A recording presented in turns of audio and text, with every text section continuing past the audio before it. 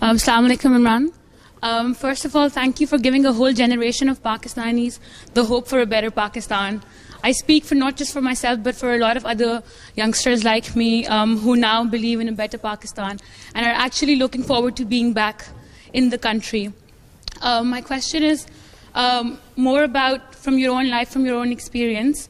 What advice would you give to people like me who have graduated or are still studying in terms of staying here for a few years, going back? Do you think we can make a difference there, or we should stay here for some time and build our careers?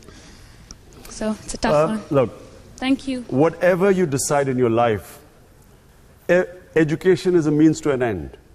So you must ask yourself, why am I doing this degree? Is it just to have a salary? You know, is it just to have material comforts? Or is there a bigger purpose to that? Now, all the Pakistanis who I see here, you know, you're a tiny proportion of the privileged class in Pakistan. You have had quality education. So all of you should ask yourself the question now, don't you think you have a responsibility to all those people in the country who have no chance of, who are struggling, who are not equipped like you are to help themselves? So in my opinion, all of you, this is the time now to go back to Pakistan.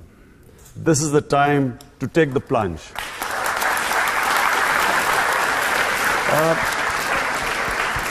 And while a lot of you think it's the worst of times, in my opinion, it is the most exciting time in Pakistan, because it's a time for change.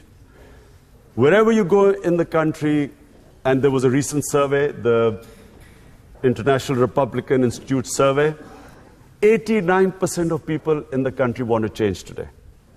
So it is the best time for a movement for change. And so this is an exciting time. You should participate in this movement, because one day you'll tell your children you were the movement that built a new Pakistan.